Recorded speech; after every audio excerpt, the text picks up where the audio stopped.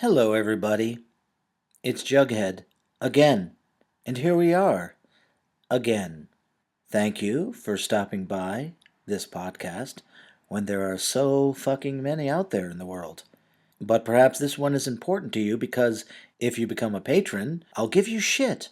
I'll go to the post office on my bike, lock it if I remember, wear my mask, and put that metered mail into a little closet area, and I don't even have to stand in line. And then you'll get that shit within a couple of days. If you are in America, which is the only place to be, if your ego is as large as a house. Anyway, I would like to thank the two patrons this week. Their names are Dirk Ramon at the $10 tier, and I would like to thank Brian, who challenged me to say his name, Jaworski. How close was I, Brian? Jaworski? Anyway, he is in at the $5 tier, and both of them get extra stuff when they go to the Patreon site. They get to see unedited videos of all of the interviews. That's what I'm giving them these days, and I hope to give more in the future. Doing pretty good with these, but I could always use you. So go to www.jugheadsbasementpodcast.com. Press that button that says Patreon and, become one. Or you can go to PayPal and put in jugheadsbasement@gmail.com and give me $1 zillion or less, which is more real than $1 zillion. And also more so, and then some more, and a little less more. You could also maybe give a review at iTunes or just write it on a rock and put it in an alley and then write about it on the internet on a blog. And then maybe other people will start writing interviews on rocks and alleys and writing it on the blog, and then it'll become viral. Hopefully not physically viral. Anyway, let's do this. I was a little nervous about this podcast, today's guest, and it was great. I had a really good time. We sing a song about smoking flames that burn down our lazy yesterdays. Let's pretend this poverty is fine and sit out off front porches like we do it all the time. Go!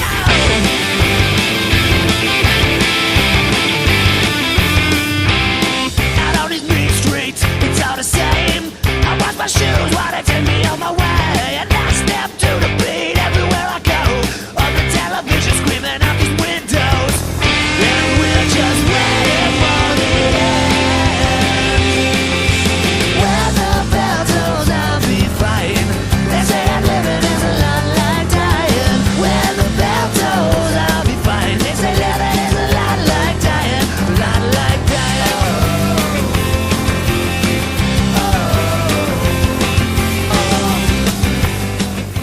Right now, you are listening to Lazy Boy 500 from the band The Falcon off their 2006 record on Red Scare Industries called Unicornography. Hello, and welcome to episode 65 of Jughead's Basement, subcategory LoFi interviews with HiFi guests. Today, Brendan Kelly of Lawrence Arms, The Falcon, Slapstick, and Brendan Kelly and the Wandering Birds. He is in conversation with Jughead about concept records, metal influences, the dark roots of Lawrence Arms and the Alkaline trio, Naked Raygun, is a musician an artist, are we too old to punk rock and roll, and existential issues, plus much, much more. So, let us begin this thing.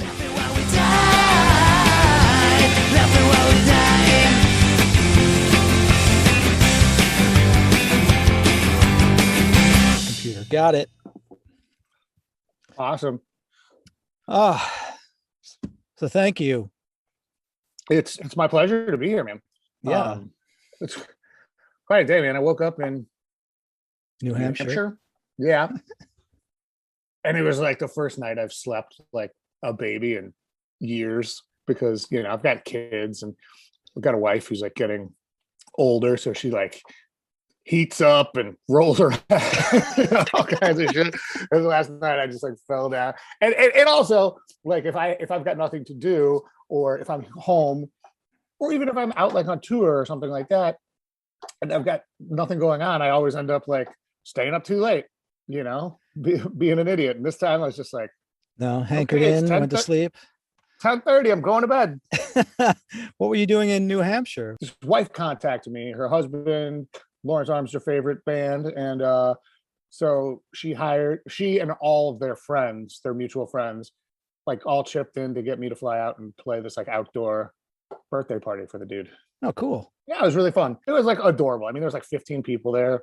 Everybody was far away, masks, but they had like nice catered food, and then like a bartender who made craft cocktails and stuff. I mean, it was a little fancier than I think of when I think of New Hampshire.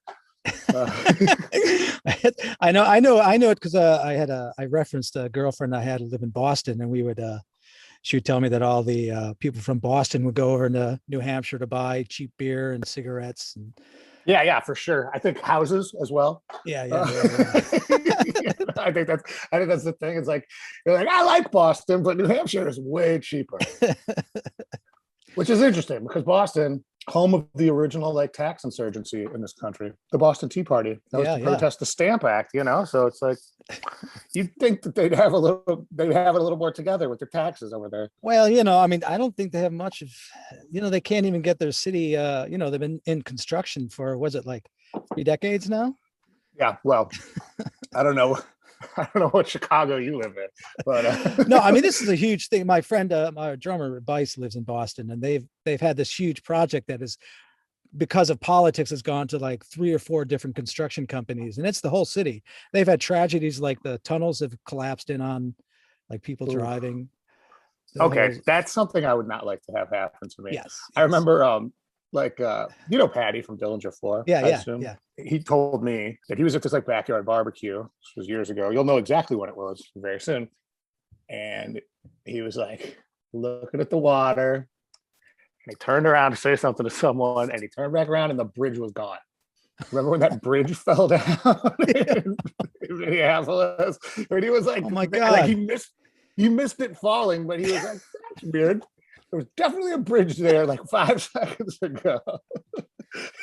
So, I mean, I don't know. I think, falling from heights is something that scares the shit out of me. Like I have nightmares about it. I think I'd probably rather take my chances with the bridge than in the tunnel collapsing. Yeah, I don't know. I think tunnels scare me more. I'm maybe a little bit more claustrophobic than afraid of heights. I'm not sure.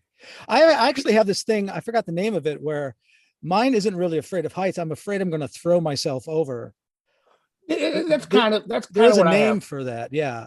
Like my friend used to work security on the top of one of the tallest buildings in Chicago. I forgot the name of it. It kind of looks like the top of the Ghostbusters building up there, but you could walk outside. And I found myself just like hugging the wall and then crawling because I just was like, what's it going to be like to jump from here? Yeah, I mean, I think that's what my dreams are. It's always like I'm on a narrow thing, trying so hard to just like hold on to stuff. It's not quite the same thing. I'm not like, man, jumping would be dope. It's more like I'm 25 feet away from that precipice, and yet still I'm like I'm prone on the ground. Yeah, I don't want to fucking go over there.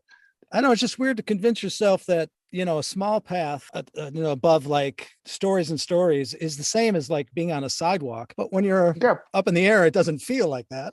No, I try to tell myself that's like in my dreams. It's like, this is just like being on the sidewalk. It's just like being on the sidewalk. And then like, meanwhile, I'm like clutching like what, because there's like a doorknob or something up there for some reason. Because it's a dream. It's like, well, I know what you mean, man. It still sounds better than getting crushed in a tunnel. My reoccurring dream that I still have is weird because I'm not into like Godzilla movies, but my dream is that Godzilla is like clomping all over Chicago or whatever. That's an awesome dream. But he's not specifically after me, but everywhere I run, he's following in that path. Right. So I'm always one step away from like being stepped on, even though he has no idea that I'm in his path. It's kind of like trying to run away from a tornado. Yeah. So Brendan, we've already started. We've already started this. I'll be honest with you. I'm nervous talking to you. I think these interviews are going to get easier, and I get more and more nervous as I as I reach people that You don't interest have to me be more. nervous. You don't have to be nervous to talk to me. I'm just a moron. It's Yeah, I know you're a moron, but in anything in our lives, I want it to be meaningful and not just something to fill my time. So yeah, I really put the pressure on myself to try to make something of it. And if I study too much, then it becomes too planned. If I study too little, then I don't know enough. sure. Yeah. Um, but what I've been doing lately is launching into these when I'm doing the studying on you or in the bands. It's of course I'm a writer, so I start thinking of my own life and my own stories. Yeah. And so I've been starting a lot of these with a story and then launching into just us talking about your work Great. and these also are I open these up to you asking questions of me, I ask questions of you. It's more of a Yeah. Sure. dialogue, but I do have a timeline sort of where I want to go from, in the hour and 15, 20 minutes or whatever. Okay. That's great. But this is a I'm longer one. Do you mind a longer, more all I'm over the okay. place story? So here it Yeah. is. Growing up, I was a pretty happy kid in the Midwest, in the suburbs, middle class. My family had no money because my mom was raising like 5 kids by herself. Dad hmm left. So I was happy, but I had a lot of anxiety growing up. And whenever I would have these I wouldn't even call them anxiety fits because they would go on for days. But my head would get numb and I'd lose taste. And then eventually I thought I would think I had a tumor or something, like I was dying. Oh Um, yeah. but we didn't have any money, so we never talked to doctors in our family. So it was never like even occurred to me to like tell my mom, to take me to the doctor. So that Right. they Right. would. Right. It was like being in an echo chamber. They would just keep happening and getting worse. And then flash forward about 16 or 17 years old, I was like, I'm going to write a novel about these feelings, but I wanted to create characters instead of being about me. So I had this dual sort of story. And since then I've done 2 novels and I've simplified, but this was one of those where you're excited and you write like first person, second person, third person, all in one story. And there's meta Oh yeah. happenings and this character's writing that character. Yeah. I mean, which is fun too. But I mean, that's probably better for like the fourth novel once you're like once you've Yeah. like mastered the simple craft. Then you're like, all right, now that I'm Yeah. David Foster Wallace, I'm going to do this. But That's right. Yeah, I eventually went back. But this one, so the story gets really interesting and strange. But the story it was called Hats Off to Those Who Have Died and to Those Who Will. And there's basically 2 characters that were both writing each other's story. And there's one of them called Christopher, who is in a hospital dying or sick. But the doctors discover that he's no longer aging and he doesn't eat and he doesn't shit. He just sort of exists. He doesn't get better. He doesn't get worse. He just right. is in the hospital. And then a lot of adventures happen to this guy. Mhm. And the other one is a kid named Peter who is about to ready to go off to college, doesn't know what he wants to do with his life, gets into an accident and loses a tooth and obsesses with trying to find that tooth. They're trying to track down who might have stole the tooth from the curb where it fell. So he ends up spending all of his money. He's supposed to be in college and he goes broke and ends up like homeless trying to track down this tooth. To track down his tooth. Yeah.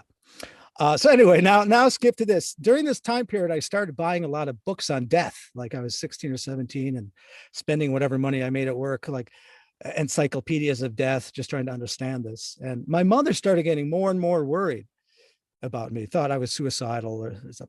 And then we're not a confrontational family, but eventually I think she felt like I needed a mother intervention. And she said to me, she goes, well, I'm worried about you. You know, all these books about death. What's up with this? And I said to her, I can't remember the exact words, but it was something like, I don't think I can know how to live properly if I don't know what it is to die or what it means to die. And I want to live a full life. I want to have like a good, interesting life. And I think that clicked for her because from then on, she was buying books for me, like the Western Attitudes Towards Death book or how to embalm a body. She like, once she understood, she jumped on board of understanding that my sort of interest in death wasn't about being suicidal. It was about more existential, like how do you live?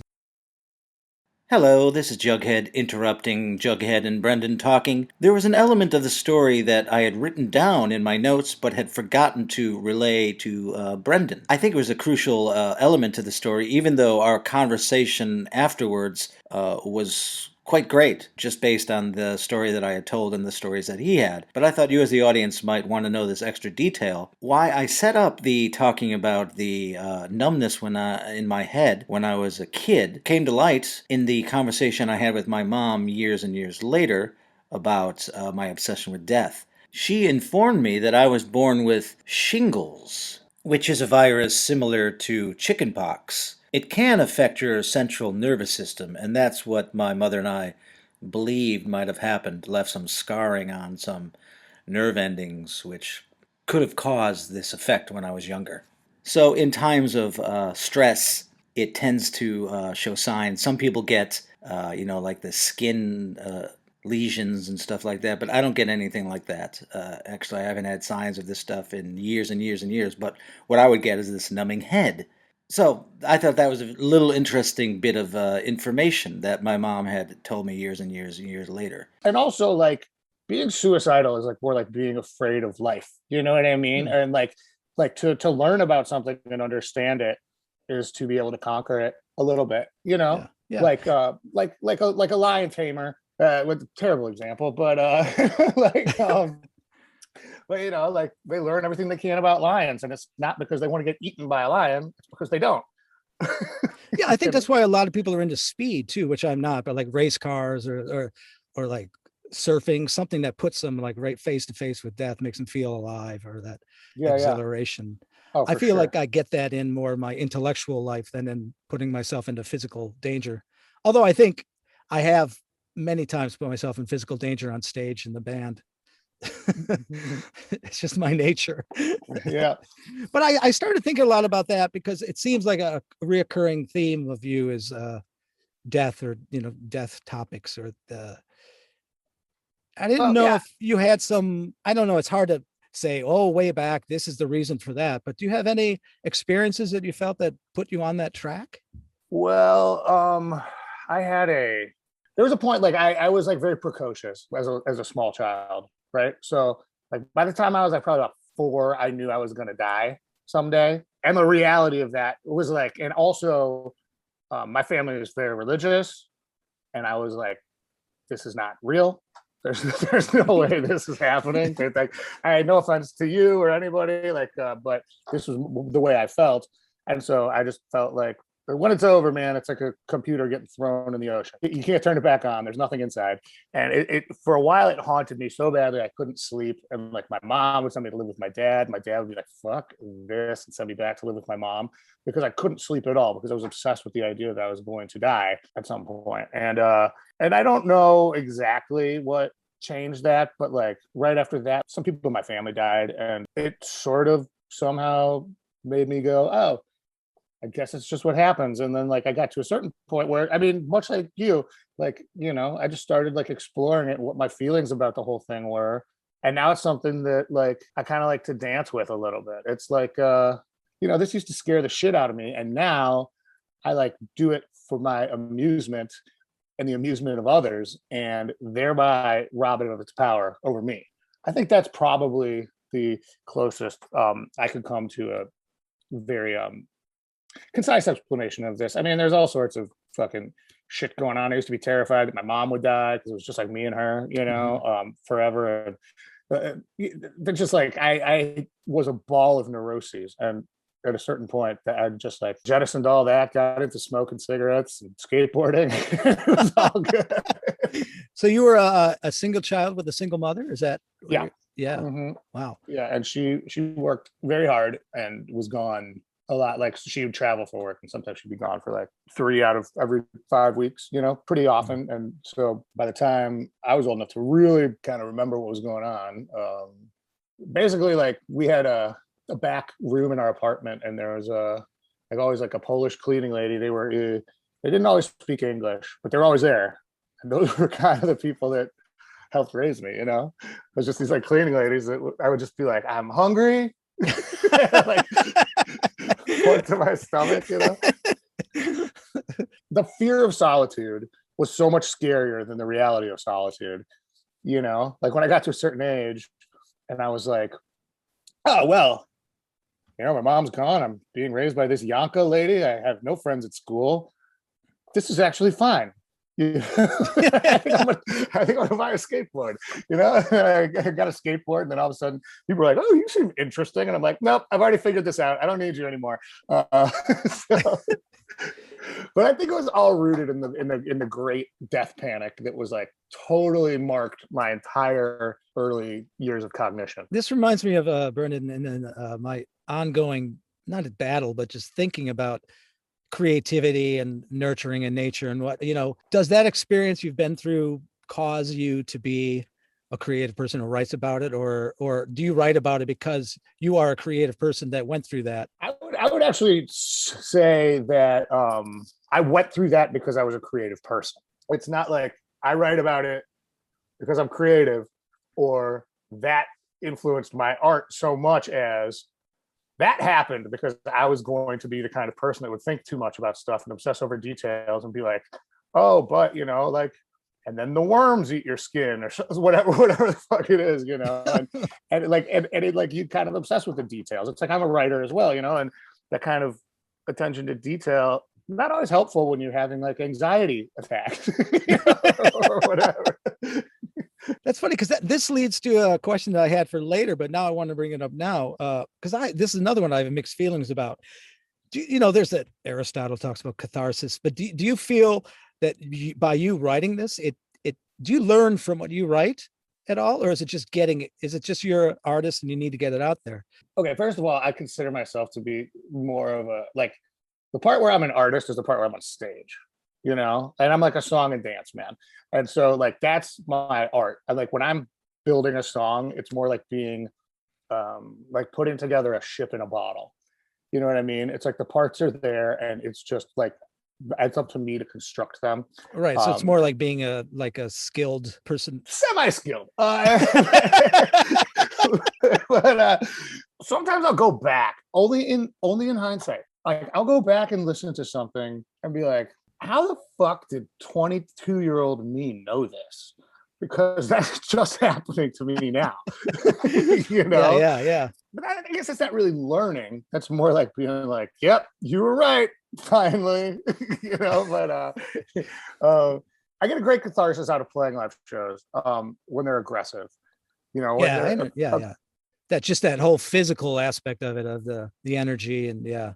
But like out of like writing is more of a compulsion to me than some sort of cathartic psychological experience.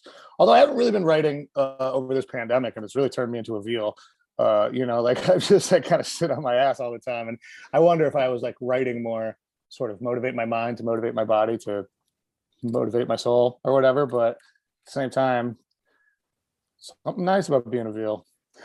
Yeah, I haven't been able to write. I'm working on a third novel, and I out of the gate at the beginning of the pandemic, I did well. Like I went to Colorado, my friend's house, because I have to get away from home in order to write. So I was doing well, and then it just stopped. But then I started doing these podcasts, and I was like, oh, maybe I'm just craving social, needs more than my isolated writing brain. Well, yeah, I mean, and like the thing is, like when I sit down to write stuff, it's like usually I start like a little bit stream of consciousness.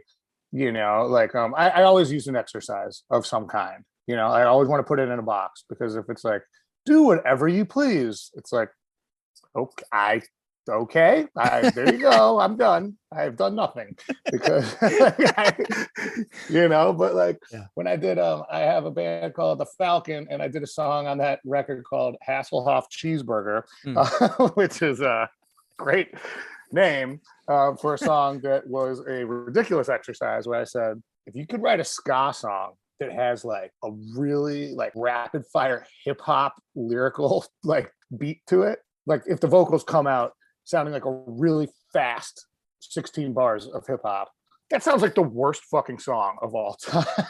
Right? So if you can do it and it's good, that means it'll be great.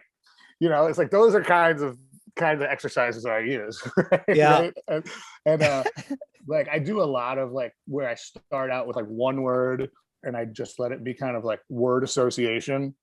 And then eventually it's kind of like counting sheep. It's like eventually then you just like stop doing that and it like turns into whatever it is, but you've already like sort of like made a little pastiche at the beginning there. That reminds me of even in blackouts, I wanted to do everything in my power of my knowledge already opposite of what Weasel was. So I got a trained choir vocalist. I did like acoustic music, but I wanted to stick to that idea of what Weasel was about, is that we were sort of rebelling against how stale that the hardcore was getting. Everyone was like singing to what they were playing, and we was like, oh, let's bring the melody back. So my idea was to do something. I got to do something different. But I would write the songs emotionally, like personal, but I like, there's a couple songs in specific where I was like, well, I want them just to end without it being pleasing, or I just wanted to end. So I had a couple songs like that, and I was really into this idea. Like, I love my subversive nature, but once I started playing it in front of an audience and they didn't know it was over, and there'd be like no applause, I'd be like, what did I do to myself?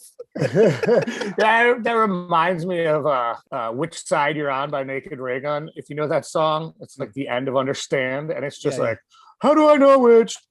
Like, it's done, and they're like, I know that they like, because they were like a fucking subversive like band in their own right. I mean, like the world kind of turned the other way, and so like a lot of the stuff they do is like very bizarre now, but at the time they were just like pushing every single boundary in every single direction, right?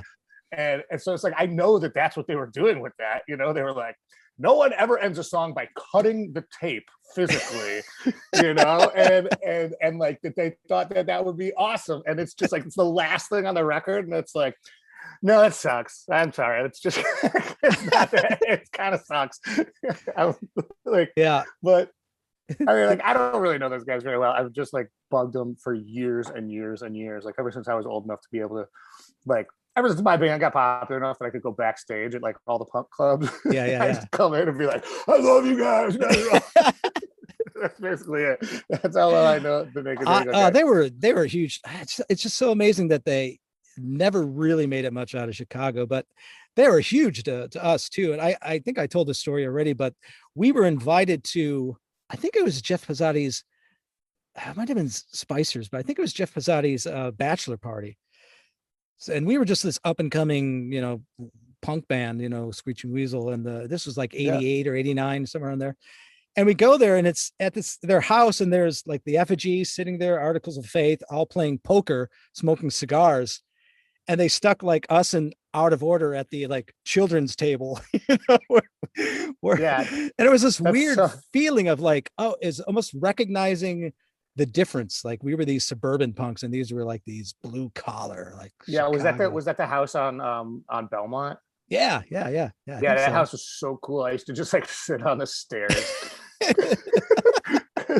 Because like everybody told me that like that was the Raygun house. That was the Effigies house. Bhopal Stiffs. I'm 44, so like all that happened a little. I mean, I was going to Naked Raygun shows in '89, but I was fucking 13. All my information was like from like the skinheads at the Punk and Donuts. They're like, oh, you think you like the Effigies? That's their house down there. And it's like, oh, that's Naked Raygun's house down there. And I like, and so I was like, I don't know which one of these, like all these bands lived here, which obviously they didn't, but it's just like everybody like sort of flexing at me because I was young. And which is funny to say now, because some guy just asked me if I was 50 this morning at the airport. He's like, you're about 50, right? And I was like, well, actually, yes. Sure, why not? Actually, I'm 44. Yeah, so that's That reminds me of me and Ben were in a van at a show at we're in South Dakota, and we were like 22 and 23. I think I was 23, he was 22. And this kid comes over and goes, "You guys are old." Well, that's like the whole beginning of like the Lawrence Arms real like heavy touring. Our booking agent, God bless her, she's the best, but it like works in like sort of like Hollywood circles, you know what I mean? And before like we had a name for ourselves at all, she would put us with the bands that would make the most money, that we could get the most money for, or from. And so we'd go on tour with Yellow Card, we'd go on tour with The Starting Line, we'd go on tour with Taking Back Sunday, even though we headlined those tours, by the way, which was always a bad idea. And we go on tour Thursday, right when they were blowing up, and without fail, I mean, 24, 23, and we'd like walk out on stage. People would be like, "These guys are so old."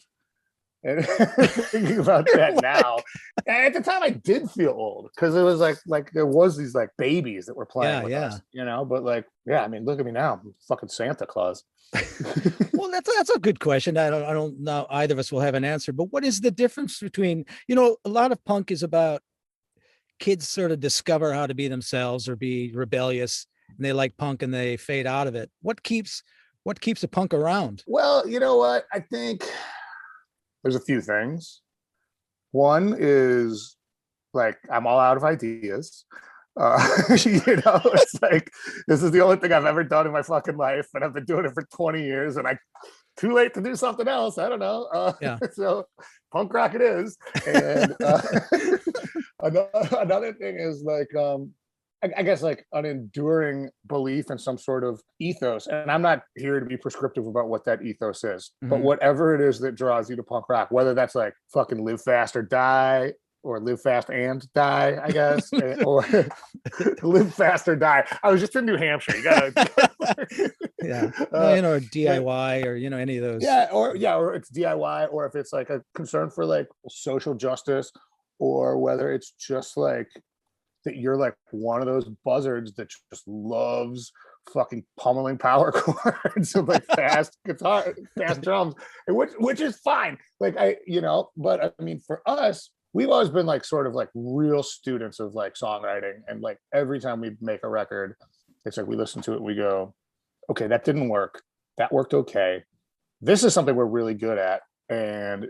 this is how we should do this, and our voices work really good together there, and shit of that nature, and go to the next record armed with all this stuff. Like I remember, this is a quick aside, I was talking to a friend of mine in a popular band that I'm not going to name because it just sounds like I'm talking shit, but I'm not. But and he was like, yeah, it's time to go back and listen to our old records. We're going to make a new record. And I was like, you're listening to your old records to make a new record? Like, that's like eating your own turds for nourishment, like, like you got to like look at your old records and be like, what worked, what didn't work, but not like to get inspired.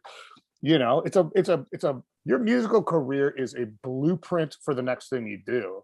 If you do it the way that we're doing it, it's a blueprint. It should not be a fucking map or a genie. It's supposed to be something that you learn from the mistakes, and like all of a sudden where there was this pathway, there's no longer a pathway there. And all of a sudden where there's not a pathway, now there's 3 pathways because you figured out 3 different ways to do this really cool thing the right way or whatever. And as a result, we somehow managed to like stay a good band and a relevant band. And like our friends, like our colleagues who we started out doing this with are consistently like, oh yeah, you guys are still popular with the kids.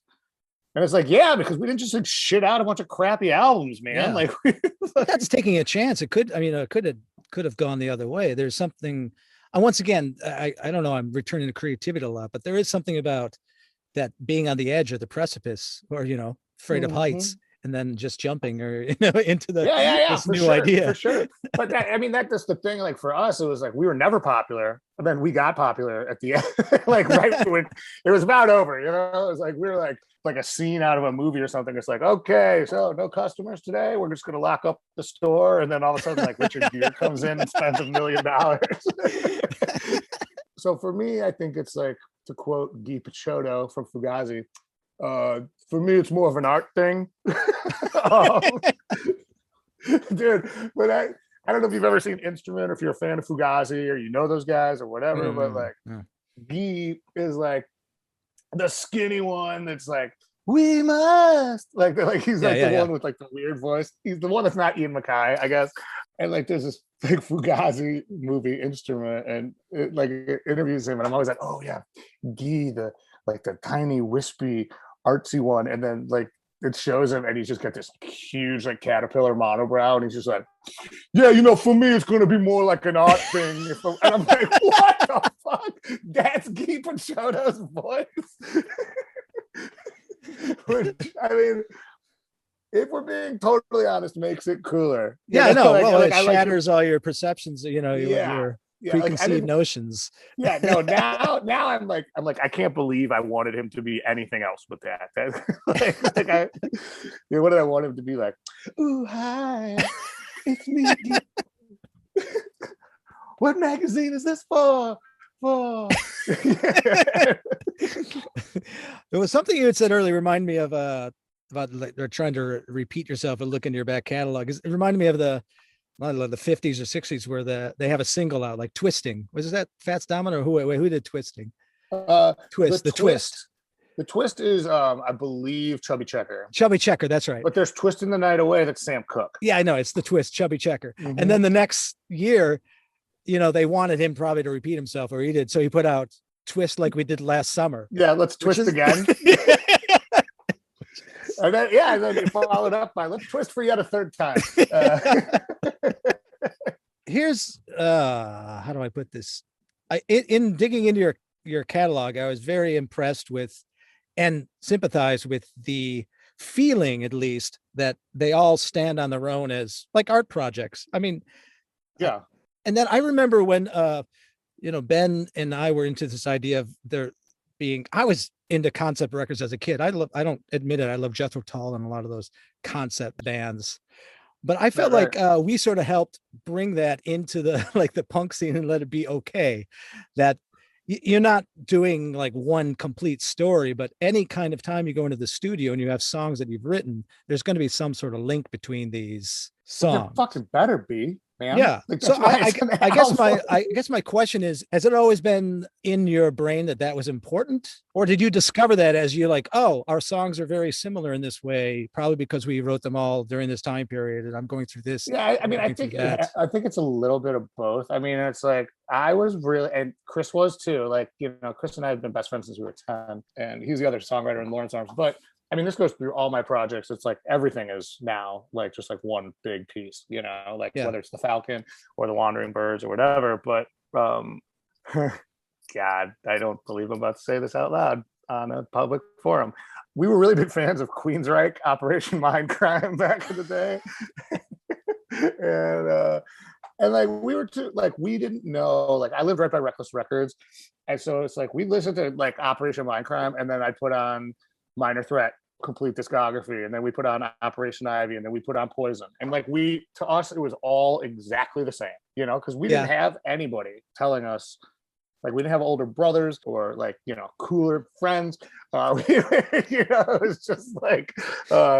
was just like me walking to Reckless after school with the allowance money I had, and I like didn't like buy drugs or hookers or anything. I was 11, so like tapes. It was tapes, so I buy tapes based on the covers, and we listen, and then Chris would come over and we'd listen to it. That was it. And it was just like Queensryche was one of the ones that we fucking loved, and I think it put us in the mind frame that kind of thing was possible. There's a greater storytelling potential in the album than a lot of people took advantage of. And it turns out that like all our records in the Lawrence Arms, once I stopped being, well, Chris and I both, once we stopped being in even though the Broadways is the same thing, everything is thematically one thing, like on all the records. And that's when we were like, oh my God, this whole record is about apathy and exhaustion, and like, so let's call it that. And then it kind of was like, oh, we can lean into that like the way they did on Operation Mindcrime, even though that's dorky. And by this time, we knew it was dorky as shit. And that wasn't good. Like they wrote a couple songs in there just to like move the story along, and that's not how you do art. You know what I mean? Like you can never, dude, you're a novelist. It's got to be character driven. It can never be plot driven. And so I think it's vibes, man, for us. Like we're just like, you know what? We'll settle for vibes instead of like telling a narrative throughout this thing. Even though the one Greatest Story Ever Told record, there is a loose sort of feeling of a narrative, but it's more in the song titles than the songs. Well, we do it like a bookending thing, and then like the second song on the record is called On With The Show, and then the last song is called The Disaster March, which is the song that the band leader plays if the circus tent is on fire, to get to let the circus people know, without letting the audience know, so they can get out first. Which is such a fucked up, dark thing until you're like, oh, but it's the circus. They torture animals. Yeah, of course. Yeah.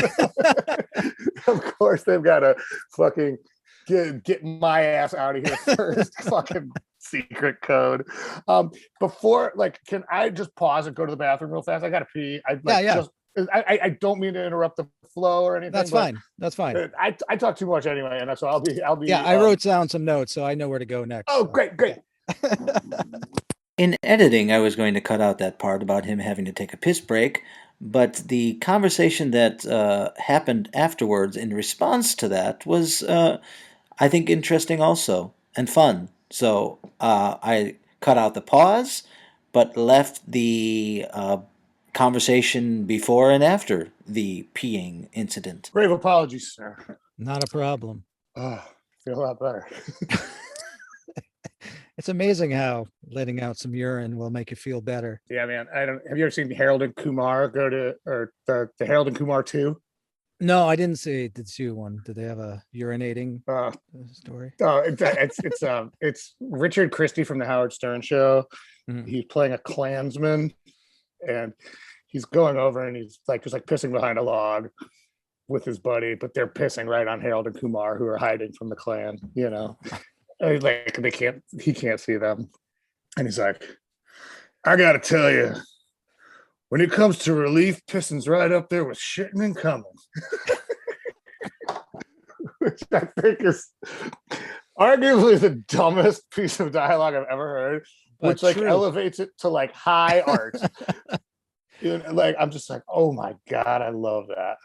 Well, that is an interesting balance, and I find I feel like in many ways I'm such a non-ironic person. Like I miss that boat. Like I think I'm funny, but I'm very honest and genuine, and then sometimes that stops me from being as ironic. But where was I going with that? I just lost my track of thought. Well, we're talking about pissing and shitting and coming, all being really. But really yeah, great. that makes me the humor that really does impress me are the ones that are able to. And Ben could do this sometimes too, with like farting in a puddle, and Vapid is good with that too. Of like, there is a talent to being able to get into the toilet humor and still write intellectual material. It's a hard balance that I'm not very good at. I don't even really try too often. Well, it's like, it's in a different way. It's like Tim Armstrong from Rancid, who like just writes probably the best like hook maker in the history of punk rock, I would say. And it's like all the shit is so simple. It's like what's a huge chorus by him? It's like nihilism, nihilism, nihilism, and it's like, damn, dude. Or like what it's like, how was I to know that girl could take my heart everywhere she go? And it's like the whole thing, and it's just like it's not easy to be that simple. Agreed. That's like oh God, I don't believe I'm about to say this, but I can't stop myself now. It's like Howard Rourke, it's like in the Fountainhead when when it's like all of a sudden the other architect is like, how do you make it so simple? He's like, you just push the fucking windows out and like raise the ceilings, boom, very simple, or whatever. And like, it's hard to let go of like every single idea. I mean, this goes back to writing and everything too. And I know like I'm getting you off the track of what you're going to ask me about. That's fine. But like editing and beyond editing, being concise in general are the hardest skills, and skills that people, particularly I think younger people who are like just like dipping their toes into art, either like get right away or like, no thanks, old man. I got a lot to say. And then it's like, well, that's why nobody likes your band. Yeah. That's why no one likes your book.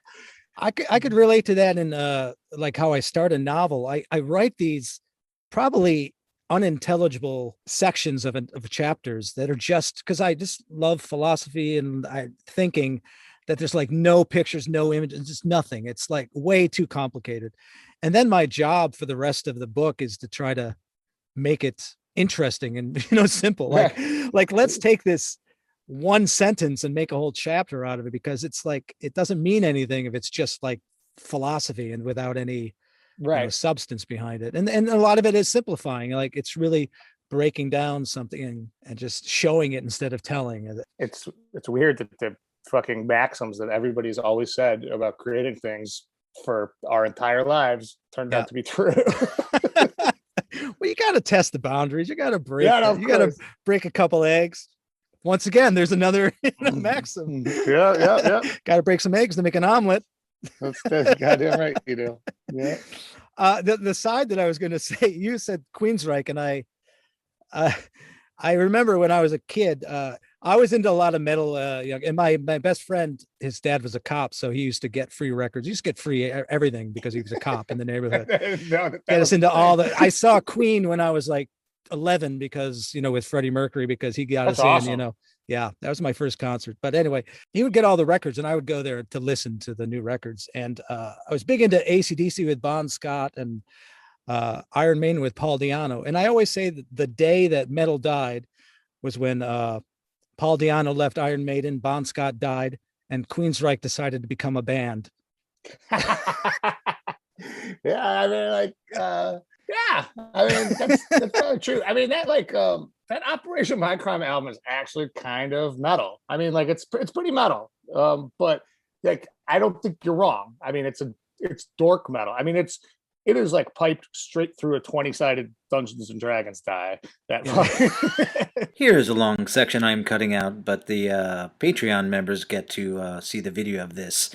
But we started talking about a bunch of different bands, and then we got on to Billy Joel, and Brendan was talking about the ingenuine versus genuine, stage performance and what you're writing about. And this is what it led to, is him singing a part of a Billy Joel song. I'll also say that we both admitted to actually being Billy Joel fans. The thing that undermines Billy Joel at every fucking turn is you can tell he doesn't believe his own hype. He's swaggering around, and you can just feel him being like, I run with the dangerous crowd. He's like, I don't actually run with the dangerous crowd.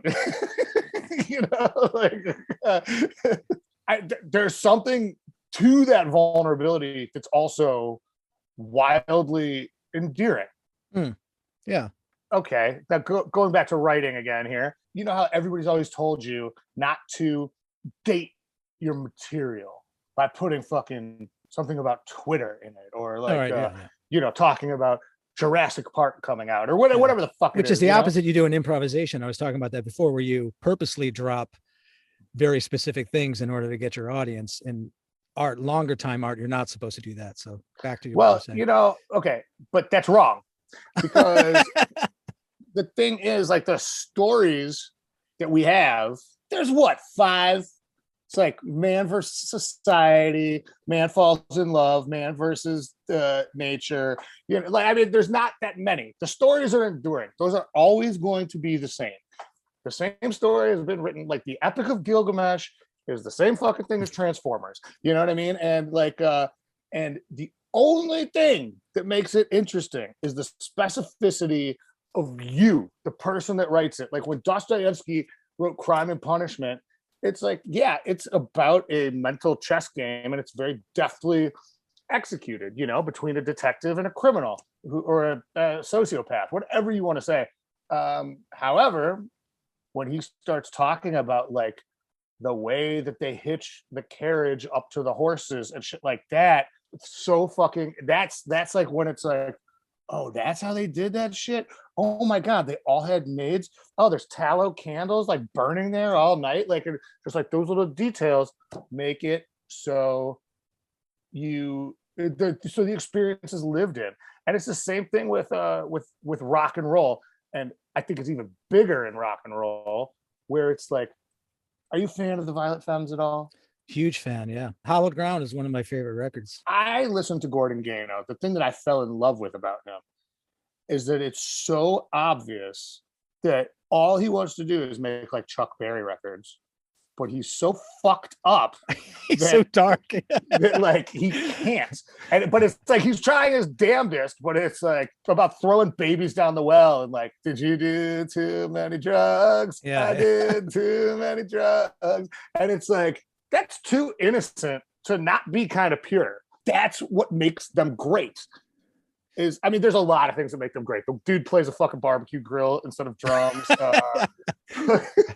Yeah, I got to see them at Harper College, like back in '86 or something like it.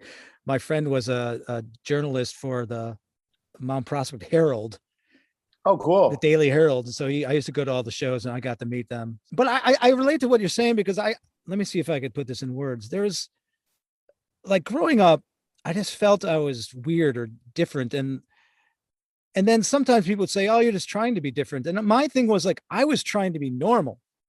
Like, Right. but then you meet these people that are trying to be different or rebellious on purpose. And then you can Oh, see right yeah. through that. As someone, I feel like this is the ego, someone who grew up with trying to be normal. I can see through those people that are just think being different is the way to be. There's so much here to unpack because it's like, I was just reading an article about why people can't play drunks in movies very well. To which I would say people play drunks in movies very well often. Yeah. But thing is, like bad actors, when they're playing a drunk, they're trying to act drunk. But drunks, when they're drunk, are trying to be act normal. sober. Yeah. You know what I mean? And like, and so it's like, and like my kids, my daughter she's 10 now. And when she was 4, I had this conversation with her. And I said, do you know where I'm going today, sweetie? And she said, you're going to Australia. And I said, that's right. And while I'm gone, I don't want you to get any bigger. And she said, why? I just don't want you to, I love you. You're my little baby. And she goes, well, Daddy, I have to get bigger so I can grow old and die. Otherwise, I would just be the last person standing. And she was 4. And at that point, I'm like, whew, that's wild. And then like an hour later, same day, my son is in the room and he's 12 now or 13 now. And he's like, Dad, I'm crazy. And I'm like, oh, really? And then my daughter's like, I'm not crazy. And I'm like, okay, it's the opposite. Opposite day. Yeah, like what? Great. That's what makes you crazy is when you're like, I'm the most normal person in the room. Yeah. Well, that's like in Catch-22, like that whole thing about in order to stop flying missions, you have to be crazy, but you can't say that you're crazy because then you would not acknowledge that you're crazy and then you're normal. So yeah, if right. you're crazy, you would keep doing the missions. Yeah, like nobody sane would want to keep flying these missions. Yeah, that's one of my favorite books. I've read it. It might be the book I've read the most, actually. Mm. There's 5 books that I've read like a zillion times, and that is one of them. Is Slaughterhouse 5 one of them? Slaughterhouse 5? No. I love Slaughterhouse 5, but it's not like in the big pantheon of the books that I like. Yeah. That's the one that I've read the most is probably Slaughterhouse 5. It's a beautiful book, man. Yeah. Why is it that like when I think of Slaughterhouse 5, all I can think of is like when like all of Dresden is just melted and he's like walking over it and it's just like the corpses and the metal and the stone all melted. That's the part that like always sticks with me. I think he was able to, he lived that shit, so he was able to depict that so well. The end of Catch-22 is a lot like that when he's like going through Italy and it's like all like just fucking insane. Yeah. And like it's all like Dante, right? Like it's all Inferno. But like yeah. Anyway, sorry. I don't need to... No, this leads me to be back onto a path. You're a Northwestern student, and they tend to be either rich or smart people. Yeah, well, I grew up in a 2-bedroom apartment with my mom, so take it however you want. A lot of the Northwestern people know the Neo-Futurists. Did you know my theater company, or are you aware of? The Neo-Futurists. That's a Too Much Light Makes the Baby Go Blind. Yeah, I was in that show for 20. Man. I was in the show for 20 years. Most Northwestern people know. Oh, that's so awesome. I like, you know what? It's one of the. I haven't thought about this for a very long time, but it was like one of those things that was just like, yeah, that sounds like it's going to be fucking awesome. I'm going to that. And I never did. And then it was gone. And I'm like, you motherfucker, you dumb dick. What were you doing? Just drinking Mickey's grenades like that? So I never went and saw it. And it was like, I was always it's like telling your grandma you love her. Like you're like, I'll do it next week. And Yeah. But I think what I was thinking that is a lot of the writing, or what I learned through that, many lessons. Also, you have to write and then put it up that weekend. So you learn that writer's block doesn't really exist. It means your brain is working on something and you need to just get through it, put something down. 100%. But one of the big lessons I learned was that the more specific you got, the more universal you could get. And there was a danger of getting, we would call, oh, that's just like a diary entry, because we would read these things to each other before. Yeah. And it's really difficult to sort of balance on that line of being something so personal that it becomes universal without it spilling into just be me expressing my feelings in a diary. But it was an interesting discussion that we would have every week about, like, how did you go too far? And it's art. So it's really hard to like even understand. You just got to keep on taking that chance, it seems. And also, I mean, I bet with everything from Neo-Futurist to even in Black Ops Screeching Weasel, it's like to anything that you've done, to anything I've done, to your novels, it's like you don't know what's going to resonate with other people. It doesn't ever appear as like every once in a while, like you write a song, you're like, dude, this is this is the one. Yeah, take me home tonight. Like it's pretty, like it's whether or not I like it, people are going to love this. It goes back to what I was saying, which is like some of the most unique parts about you as a creator, like bleed through in the corners of things that, and you don't even know that that's unusual. You know what I mean? You don't even know that that's a unique perspective. It's, and so like you put it out there and you're like, oh, this is just fucking stupid. And people are like, this like made me cry. Because you're you. That's why, like, it's like the same reason you can't smell yourself. Like, I'm not talking about like when you like stink, but I'm talking about just like the smell of your skin. There's people in your life that know like the smell of your skin. You will never know, and it's because it's you and you live in it. And it's the same thing with your soul. And when you put it out on a page, sometimes it's like, and that seems very normal to me. That's what I'm saying about Gordon Gano. Like, I bet he thinks that those are just normal rock and roll songs. Yeah. and you can never really crack the nut. It's like, sometimes I would work on a play to put in too much light for weeks, and then I propose it and people were like, eh. And then I have this one specifically, I didn't have anything, and we have to go in a circle and name our titles. And I just said, because then you have to read them to everybody, but you have to say the titles first and everyone writes them down. And I just said, I thought of the game Whack-A-Mole, and I just said, guacamole. And then I had from like 5 people to propose their plays before it got back to me, before I had to come up with a play. And then in the moment I just said, oh, well, I'm in front of a box on stage and a little avocado keeps on peeking out.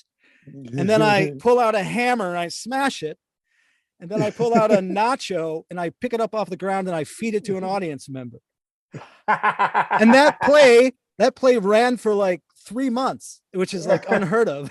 But I couldn't get this play in that I worked on for like 3 or 4 weeks straight. Like everyone's doing this opposite thing with their fingers, and we're talking about time, and we're like, what? No, totally.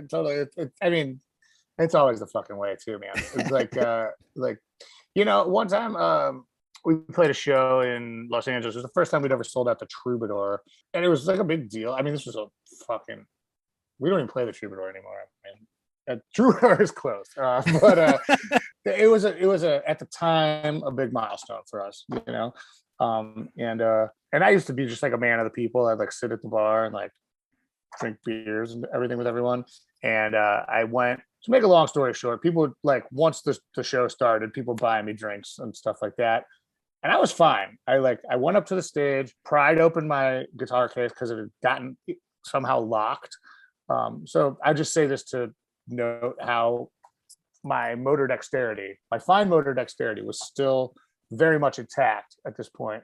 Play the first song, absolutely fucking blackout, and wake up and my drummer's yelling at me in the back room and is like, and I don't want to be in a band with you if that's what's going to be. And I'm like, I don't know what the fuck is going on, man. I'm like, what the fuck happened? I thought we were just on stage. And I was like suddenly totally lucid. So somebody put something in one of the drinks that they gave me, I'm sure thinking that it was like going to be a fun thing. Yeah. and I mean, like, I remember that moment so clearly. Like, I can remember like the TV cut between me singing the first song and Neil yelling at me, My like God. I can remember that transition, it was so weird.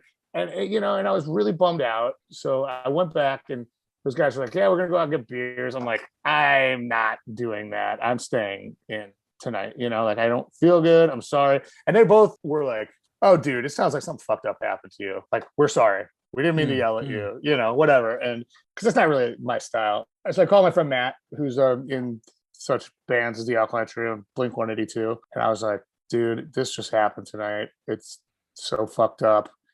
And he's like, dude, everything you do in this business that you think sucks, people are going to love. Everything that you love, nobody's going to give a shit about it all. And he was right. The next time we played the Troubadour, it was sold out like weeks in advance. It's just like, oh, that's funny because I didn't know how to fit this story in, and I think it fits in now perfectly because I had it as my other opener to talking to you. But there's this, it's in my book, Weasels in a Box. But during this Weasel tour for Anthem, we were at the Queers. Ben wrote up this contract where we had to have, and a lot of them made sense, like monitors. But as a punk band back then, you didn't ask for monitors, but we did. Yeah, we couldn't go on past 10. We had all this stuff, and I was the tour manager, so I'm the one who had to enforce it. So he would walk away, and I'd have to like go, man, do you have like a friend who has some like speakers we could use as monitors or something? Yeah, right. That was not going to happen. Yeah. But we finally got to a show in LA. First time ever going to be playing in LA because we just never played there. And they didn't have monitors and we couldn't see flyers. So Ben went to his, the van and said, this is it, I'm done. And I tried to put it together for a while. I go, man, we need to get monitors. And they were going to get, then they decided they were going to try. But then the rest of the band was like, oh, we're out of here. So I failed at my job that day. But it was in the book, I talk about it being in the beginning of the end for me, even though I was in the band for another 7 or 8 years. But we had a fight in the van about, I wanted to go on stage and say, maybe we could talk about the wrongs that happened and that appeal to whatever audience was there.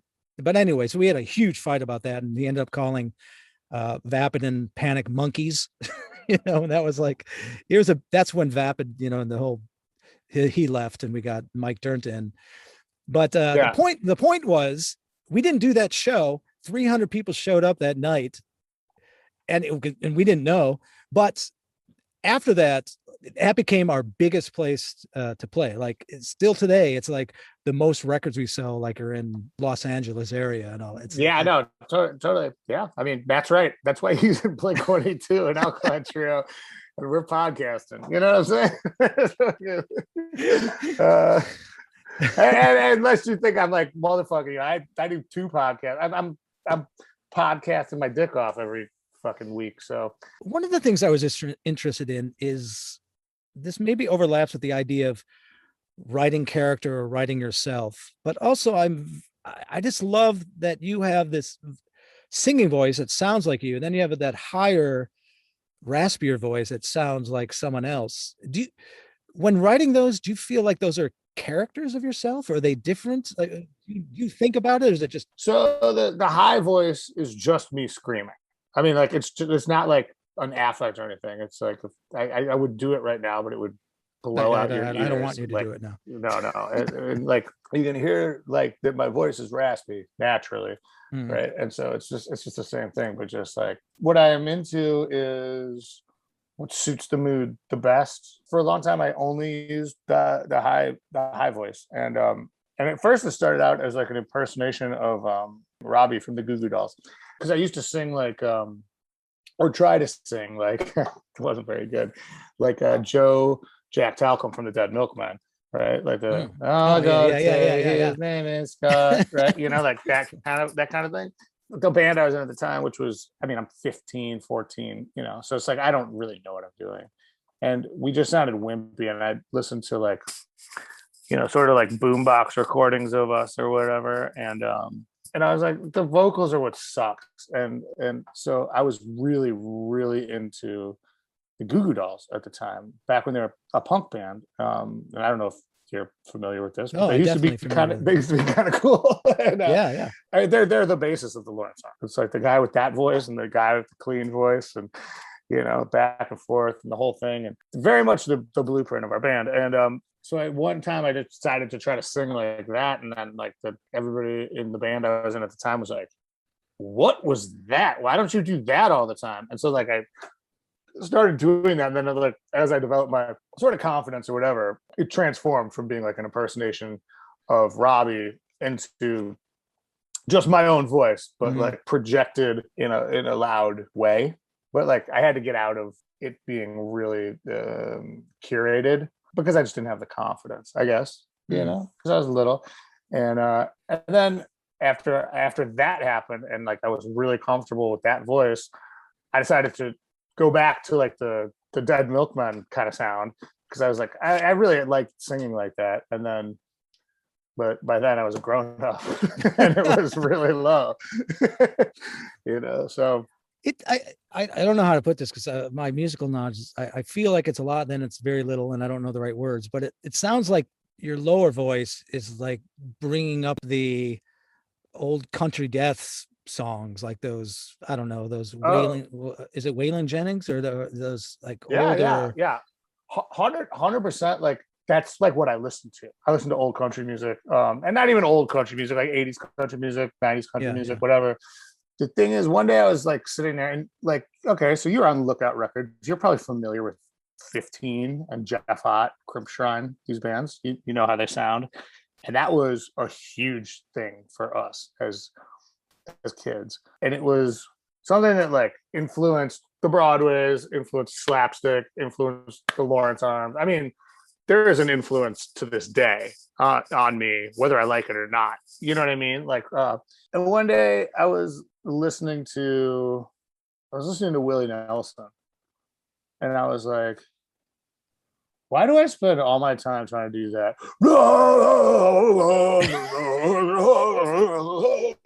shit when like this guy's like, you were always on my mind, you were always on my mind, and it's like, it's so effortless, and there's still teenagers that like this guy, and he's like 90 and he's got the best career of anyone, and this guy nobody likes at all except for me and my like little tiny group of stupid friends. So I'm like, I think I should probably take a little more advice from Willie Nelson than from Jeff Ott, with no offense to Jeff Ott. Like he got me through some times or whatever, but and then I started to like really put it together, and I realized that like when it comes to external expression, the main thing is effortlessness. Like no matter what it is, like if you're a guitar soloist, you need to be able to like look away and like maybe drink a beer while you're doing that insane guitar solo. If you're fucking singing, it's got to sound like you're not singing at all. Even like a man's suit, it's like the tie goes over the buttons to make it look like there's nothing happened there. The jacket goes over the fucking shirt. The cummerbund goes over the belt. Like the pants go over the fucking knee, the garters or whatever, like to hold up your socks. Being effortless is the most prized thing in expression. That's what I took away. Like think about when you see like a baseball clip and it's like the dude like runs up the wall and jumps up there and like steals a home run from someone, and it's like, damn, it looked like he wasn't even trying right there. And it's like, that's so much cooler than anything else. It's like, that's what comes up, not what a catch. Like, I feel like you're talking about you're building motor memory, like you're building a foundation that things start working on their own so that you could think about other things, or I think what it is it's simplicity. It's back to Tim Armstrong. It's back to nihilism. It's but do you think the average person could just all of a sudden start to write I think there's, with creativity, once again, it's a wily beast. There's some people that have never done anything and they can just all of a sudden pull out a guitar and do it. But do you think the average person could write a simple song without having gone through some sort of journey? No, hell no. But I've been through that journey. I'm telling you that. No, man. I guess the subtext I'm putting in there is I feel like, that journey was probably important to be able to to get to Yeah, that point. 100%. I mean, like it was like I was seriously like, I've always thought that like kind of thing, that kind of stuff was like the most important. Like that's where where the heart and soul is. And then it was like I was just listening to Always on My Mind again, and I was like, I see now. Yeah. I've been through the Matrix. Yeah. Like it was like that moment where for Neo, where like the walls turned into like the green numbers, if you've ever seen the Matrix, and all of a sudden it was like he controlled everything. It was like that's how I felt. So like for me, singing in the Lawrence Arms, very athletic, very like diaphragm punching. You know what I mean? Like I sing very loud and like very hard, and not every band could be No Means No. You know what I mean? Like I can't be 65 and still be like screaming like this. Yeah. So I think of like the Wandering Bird stuff and like the sort of like the more lower voiced stuff is sort of my retirement plan, for lack of a better term. Like if I can make enough songs now while I'm still lucky enough to have a little bit of relevance, that people will like, that will resonate with people, for years to come or whatever. Then when I get to I can be graceful about going, all right, I'll play some songs. And they can be like that, and people won't be like, what the fuck? We came here to see that screamy song about elephants, I have battles with some neo futures about fuck the audience. Let's just do what we, I need to do what I need to do, and whether to like it or not, that's that's their own business. And I try to balance that, because I do believe in that aesthetic, but I also try to balance and understand that as an artist, if I'm going to show my work, I have to sort of accept the criticism and the acknowledgement of an audience.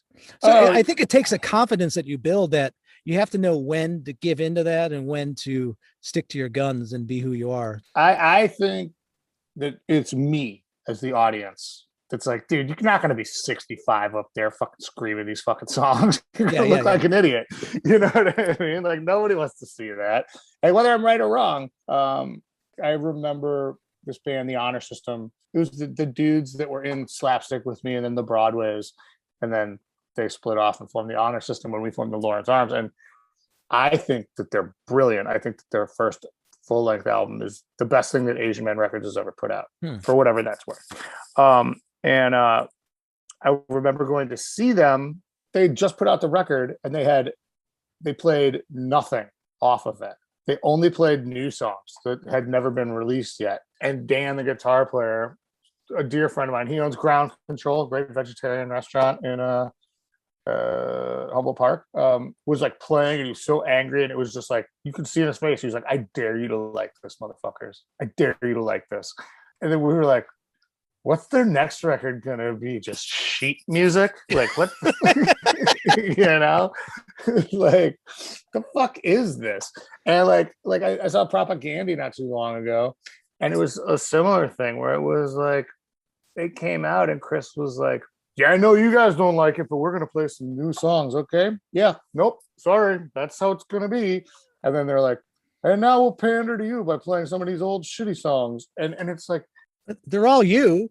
Can we all not have fun? Like does it have to be one or the other? And why are you telling us we can't like the new songs? And like, why are you telling us that you don't like the old songs? Like, isn't this like an entertainment venue? And like, we're all like, we've entered a group contract to have a night together right now, I think now you are talking about what I was talking about. That's what I was moving towards, is that it's an odd balance of trying to stick to your guns of what you want to create, but also acknowledge that you have an audience that is, and I don't mean like to become in the mainstream and become more successful, play the game. In any kind of audience you have to, I don't know, you balance that. Okay. Even Don Rickles, whose whole thing is just insulting the fucking audience. Who I love, by the way. Don Rickles is one of my favorite. Absolutely. But even Don Rickles is very cognizant of like going too far or like pushing the wrong button. You know what I mean? Because you know why? Because he's a fucking Vegas consummate professional. And that's the thing. There's nothing wrong with being like punk as shit and hating the world and all that stuff. But if you're hating your audience, it better be because like Donald Trump used your song at a rally and now you've got a bunch of MAGA hats in the crowd or some shit like that. Like, because otherwise, those are the people like that. That's the reason you're up there. Those are your patrons. They're on your team. They're like, oh man, I like this guy. I would love to see fucking, I want to be a homosexual or whatever. Like, you know, and it's like, I'd love to see that. And I'm here. I'm giving them money with no guarantee I'll see it, but with the hope I will. You know, and then fucking to go up there and be like, you know what? Fuck you. All we're doing tonight is we're going to read from this like Jean Paul Sartre book, and you can lick dick. You know, it's like, who's your fucking enemy? Who are you against? Who are you for? That's really the question. Yeah. Well, with my friend, I'll name him Kurt, who we have this a very intellectual battle, but we're really good friends. But I think what I say to him is, I think you could push it to showing an audience what they want, but they don't know they want. And that's different than just trying to offend an audience. I think it's okay to like, I believe in this thing and they don't know this yet. Let's see if they like it. Yeah. But that's like, you know, you spoonful of sugar helps the medicine go down type shit where you got to like bring them in, you know? Like they're not just gonna like come in out of nowhere. Like it's your audience, and you're like, right. So you're saying the performance is, that's what you were talking about yourself as an artist. As you are a performer, that's when you're an artist, because that's your job, is to bring the people in. And then you weave in the stuff that like they don't know they want. And you're like, yeah, this fucking operatic pop song about Rubik's cubes that I've it's gonna blow your fucking minds, but here's a couple of hits to get you in the mood, and then I'm gonna be like, I'm gonna blow you guys' minds with something. I really hope you enjoy it. Yeah, you know, like not like, well, you're gonna fucking hate this. You know, it's just like so weird to me. It's like they're here to enjoy you. And they've all agreed to pay money while you're getting paid, and you're standing on a platform above them, and you're the only person with a fucking amplification device. They're ready to listen to you. You know, I'm very interested in once again, just think of me as like the idiot who's in a band but doesn't know the effect it has and what's going on in his own Chicago scene. But I feel like there's, like with Alkaline Trio and Lawrence Arms, there's a darker tone even than Weasel, even in emo, like how that gets kind of positive but dark in like the chord progressions and stuff. Where do you think in that in Chicago came from? I just want to take a second here to clarify that when I mentioned emo, I'm not talking about the musical movement. I'm talking about the Screeching Weasel record that was called emo. I would say that there's two things. For one thing, we all grew up inundated with well, first of all, Raygun, you know, yeah, and Weasel, and then like, you know, Matt from the Alkaline Trio. He's really into like the Misfits and shit like that, and I was really into like the movie Leaving Las Vegas, and like we weren't like parallel pathing at all, but like it was more like I understand that. Yeah, I understand. You know, like where he was like taking influence from you know, maybe Ministry and Joy Division and the Misfits and stuff like that, and I was taking influence from the Tin Drum and Master and Margarita and what's that book called, the Sartre book I was just talking about. I can't remember what it's fucking called. The which one word. Yes. Not it's like not Malaise. Not the Plague. That's Camus. That's no, why am I not getting? It's not No Exit. It's one word. Not The Fall. Nausea. Nausea. Yeah. And so nausea and like that was like the shit that I was doing, and I was like, what I wanted, like we had just come out of being a political punk band based on, in no small part, like the Lookout scene, like the Gilman Street scene, I should say, to be a little more accurate, and so we'd written all these angry songs, and then I think that we got to a point where we were like, Aren't we more just like emotional and sad than angry? Like, and I don't mean like emo, because obviously we've always been like a pretty like breakneck punk band, but like I'd rather write a song about how like I'm jacking off in the basement and like nobody likes me and I don't want anyone to like me. So I'm just gonna sit down here instead.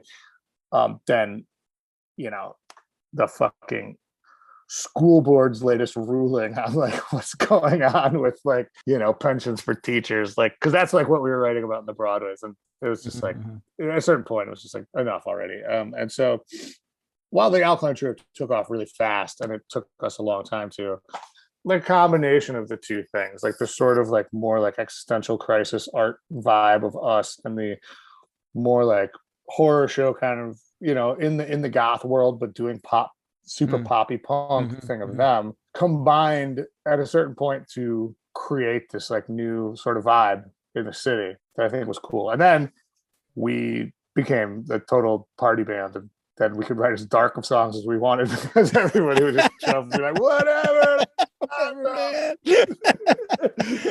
Louder, faster. Yeah. What came out there is that you are the punk embodiment of Sartre, and I'm the punk embodiment of Camus. So we're destined to be friends, but also bitter enemies. Die on beaches. Yeah.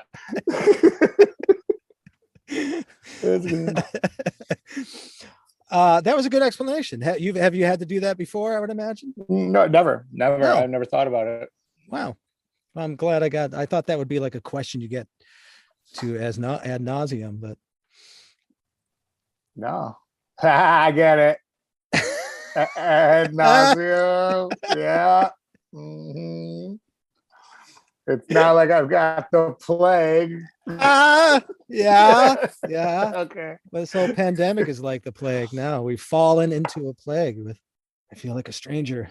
So the last one, this is serious for me, and not that all of this hasn't been, but the more I interview people, I'm trying to I don't think I'll ever make a living out of podcasts. It's just not the world, and so many. But I'm really taking a stab at being more serious about it. I'm doing really well with it. I love interviewing people, but I feel the more I'm learning about people, and I call this the loss of purpose for myself. I feel less and less like flooding the market with my own material. So it's like a catch-22 where I'm passionate about learning about everybody, but it's in some ways it's making me feel like there's so much out there. Why do I continue on? Does that make any sense? It makes a ton of sense, and I think that there's probably a lot of stuff going on there. I would say this is going to sound reductive and almost like dismissive, and I apologize because it's not the intent.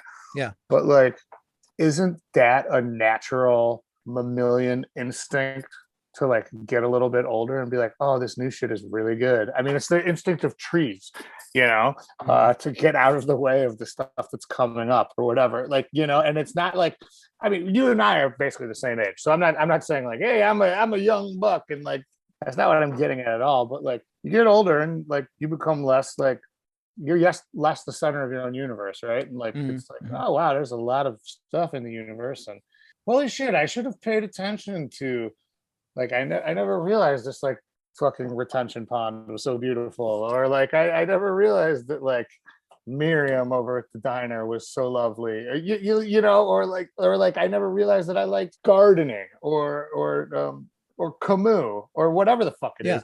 Well, for me, it's hiking like, in Japan is the one where I was like, I could just do this all the time and fade into obscurity. Yeah, and it's like, but like but it's an anxiety that comes along with it. But that's nirvana, though. That's the thing. Like, that's what it is. It's self-actualization. Like, once you're self-actualized, you don't need to do anything for anybody else. Like, you don't need to prove yourself anymore. That's like literally what self-actualization is, what nirvana is, like what, like it goes, all right, I'm good. You know what? I'll talk to you. I don't care what you think of me. It doesn't matter. That's no longer my thing. I'm no longer my own PR agent. I am now just a curious human being who is interested in learning as much as I can while I'm here. I think there's something beautiful in that. I mean, I understand that there's like a existential loss of self sort of thing that comes with that, especially from being a creative type soul who like has spent a lot of their lives with the like self promotion sort of being the number one fucking thing, you know, like a little bit like even if you're doing something for yourself, it's also like, yep, I've read these books and I'm going to be fucking smart. Boom. I'll be able to talk about this. And, you know, it's going to make my books good. It's going to make my fucking songs good, whatever. And then like at a certain point, you're like, yeah, I just like the books. It's good. It's good. It's fine. And like, there is an anxiety that comes with like realizing that it's like, I don't know, well, if I don't care that much anymore, but it's like we're not dead. We're just like in the middle, you know. Yeah. Like, and the first half is to get here. You know, I think it might be okay. I don't know. I'm no philosopher. I'm no psychiatrist. I am nothing in between. I'm just a fucking moron. Yeah, but I think I don't disagree with you. I think what you say is wise and smart. But I know for a fact that I got back together with Even the Blackouts after 10 years and did a record that people like. You did a record recently that I love. It's really great. Oh, thank you. So even in the face of that, we seem to be continuing on. You went all the way to I read this thing where you went up to Epitaph and you had to play the songs in front of them and they were like, yeah. Aren't you on a 2-record contract already? yeah. That was great. You paid for a ticket and went there. So you're still striving for that. Yeah. I mean, like, you know, I mean, I don't know. The pandemic has made it. What's the difference? Yeah, right. You know what? To my life, there's no difference. It's like that podcast-demic, man. It used to be that we were all bartenders and we go to each other's bars and just trade our tips. And now we're all podcasters just going on each other's shows, man. But yeah, I mean, like I wasn't quite ready to die before this, but I guess now I'm like, I think that's one of my big theses in life is that it's about being in the gray, and that's often seen as bad. But for me, it's the reality. Like we are bundles of contradictions. You know, even Emerson, you know, transcendentalist had said that. You know, I thought you meant from Emerson, Lake and Palmer. Well, he's probably said some wise things too. Yeah, but like, if you haven't contradicted yourself at least once in a day, there's, you know, you're not living life. You know, yeah. And I mean, like, there's nothing I hate more than people like pointing out hypocrisy, like when it's not like overt, like anti-gay Minnesota mayor who was like, or governor who was caught like trying to get his dick sucked through a glory hole at the Minneapolis airport. That's like, all right, asshole, listen. That's can real hypocrisy. Can we admit that being gay is fine? You know, but like the idea of hypocrisy is it's like a locking mechanism. If you're talking about someone being a hypocrite, what you're saying a little bit is like that their ideas are locked and cannot be unlocked. Yeah. And you've decided that because of these two different points of view that they've expressed, that click, fuck them. You know, and it's like that's not how it works, really. It's like every step is a step towards like the greater understanding, right? So in a weird way, this is like our drummer, he's always like he says these things and then he just like locks in on them, and that's kind of what this made me think of. And this is all funny. It's not like cruel at all, but like he's like, I don't like movies. And I'm like, you own a DVD collection. You go to the theater by yourself. I would say you love movies. You know, and he's like, that's literally a verbatim conversation we had. And he's like, no, I don't like them. I don't like movies. And that he's like doubled down on it. It's like once he said it, he was like, that's it. I don't like movies anymore because I said I don't like movies. And like you know, and it's like that's sort of while that's just funny and quirky and Neil's the best. Like when people sit around and like get so like gleeful about hypocrisy, I'm always like, okay, first of all, there for the grace of God go you, man. And second of all, mate, is somebody maybe changing their mind? Like, you know, it's like that David Foster Wallace thing This Is Water, which is like his commencement speech, I believe, at like Cornell or something like that. And he was like, it's really hard. Like when you're a grown up, you got to clock out of your job, and every day you haven't been to the market yet. You don't have your things for supper, so you go, and there's traffic, and then there's a long line, and like this woman is smelly, and this kid is crying, and the one thing you're thinking is these people are all in my way. But isn't it possible? It's unlikely, but it's possible that this woman has a gigantic SUV because she's been in a horrific car accident, and she's like petrified to even drive without a huge armored thing around her. Isn't it possible that this man worked at the DMV and just saved a loved one of yours today from a horrible bureaucratic nightmare with a simple act of kindness? Again, it's not likely, but it's all what you make it. You know what I mean? And like that's like how, like every time I think about like somebody just being like, this fucking hypocrite, it's like, I think we need to be humans. And like I think it would be really nice. I agree with you.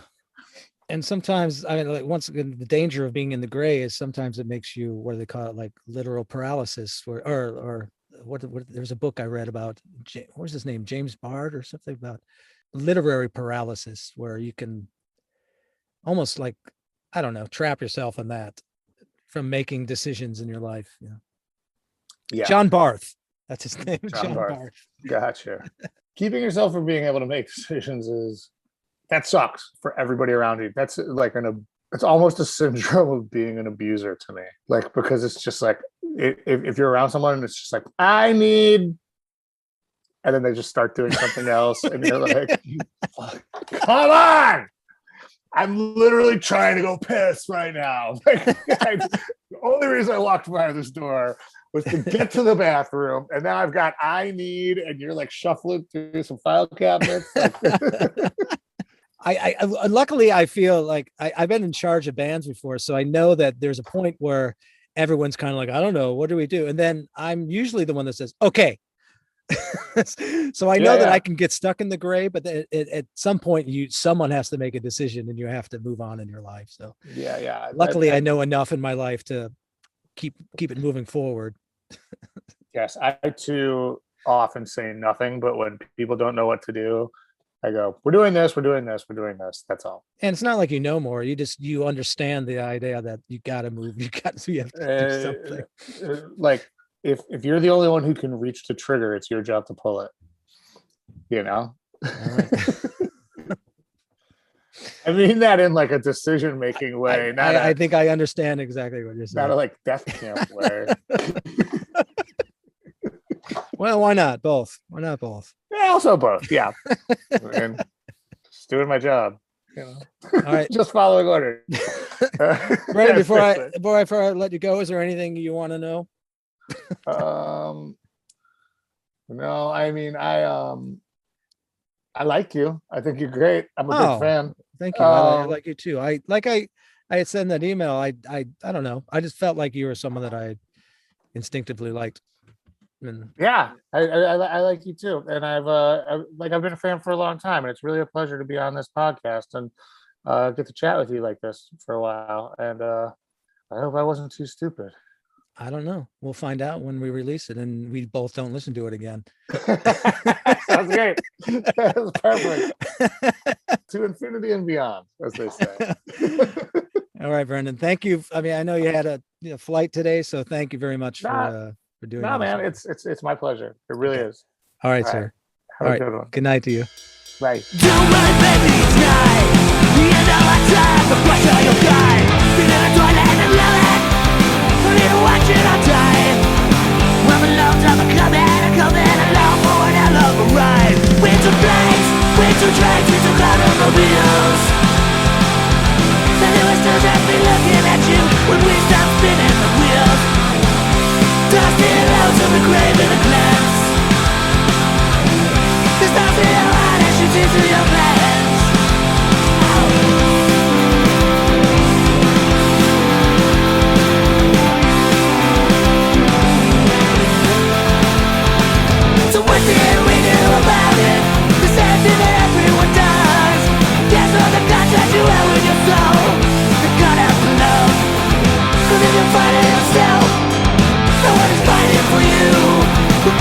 That's how I like it. I wanna be down there with you. I wanna be down there with you. I wanna be down there with you. We took flights, we took drives, we took automobiles. And it was still just me looking at you. And we stopped spinning the wheels. Dusty and lonesome and craving the class. Memories to hold hands. Memories to hold hands. Now I just go out alone when I need to dance. If and when you have made it this far, you have just got done listening to PTA by the Lawrence Arms on their July 17th, 2020 record, Skeleton Coast, released by Epitaph Records. As you see, I've lost a little bit of my mind and a lot of my time. And that's it. Please support this podcast, share it with friends, enemies, children, adults, cans of soup, vegetables. Eat your vegetables and then share this podcast with them. That's it. Thank you very much. Love you all as much as I can, as much as I'm capable of. There are more of you each day, which is good. It's better than less of you each day. But my love has to be spread out a little farther, and there's someone special that I keep most of it for. And it's not you. But thank you.